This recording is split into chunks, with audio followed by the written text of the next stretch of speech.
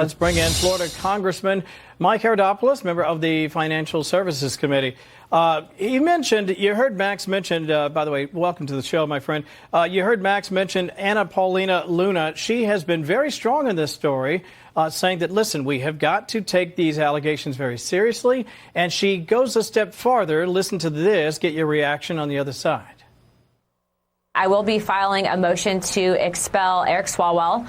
It is unacceptable for him to just index his campaign for governor in California, but still sit in the House of Representatives. I believe there will be another motion to expel a Republican member of Congress who has since announced that he will not be seeking re-election. That would be Representative Tony Gonzalez. And ultimately, at the end of the day, this is about accountability for the American people.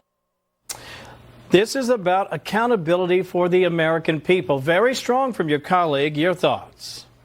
I support what Anna's talking about. We need to build the respect of Congress, and clearly these individuals have not.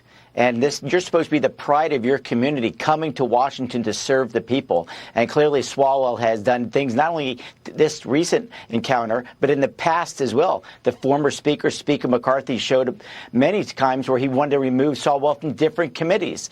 This person is clearly unfit for office, and the smartest thing he could do is resign from office immediately and allow us to move forward so we can focus on issues that truly matter and put this ugly affair behind us. And he needs to face the consequences, not of voters, but more importantly, the courts, for his horrific actions. And it's very interesting, especially when you consider everything that we learned about the whole incident with Fong Fong and that whole circumstance. I mean, the TikTok, it all starts to add up. I think there's a groundswell of support for more strong action actually at the congressional level. Do you think it happens, or is this a fool's errand?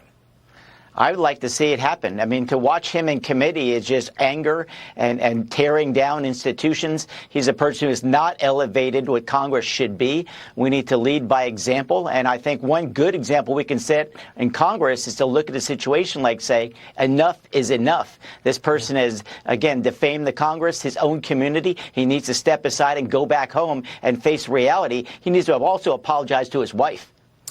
Indeed. Meantime, you're on the Financial Services Committee, and people are, frankly, a little threadbare over this circumstance where DHS is not getting the full funding. People take security very seriously, as you know. Your colleague Jim Jordan talking about that earlier today, about the idea that maybe reconciliation is the way to go to finally get the money where it needs to be to keep Americans safe. Let me play a little sound, get your thoughts after.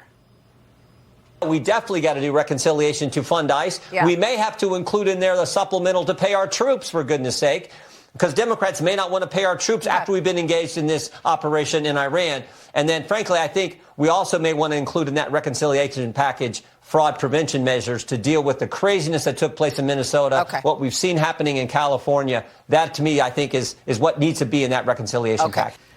I think he's going to get a lot of support for that position. What do you say, Mike? I 100% support Chairman Jordan. He is spot on. Our number one responsibility as elected officials is to protect the public. 4 different times in the Congress, we have stepped up and fully funded DHS. The Senate is playing some games with it because the Democrats won't vote with them. We need to fully fund it. That means funding ICE. That means funding border security. And we also need to look at 100% the issue of fraud.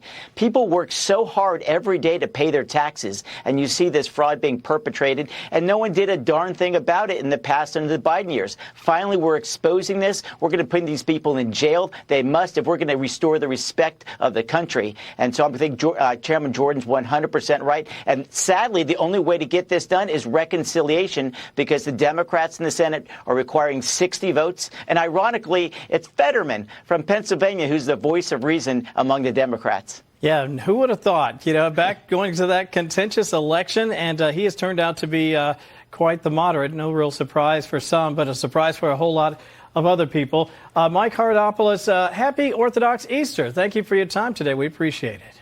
Thank you so much, Kevin. Great to see you again. Great to see you.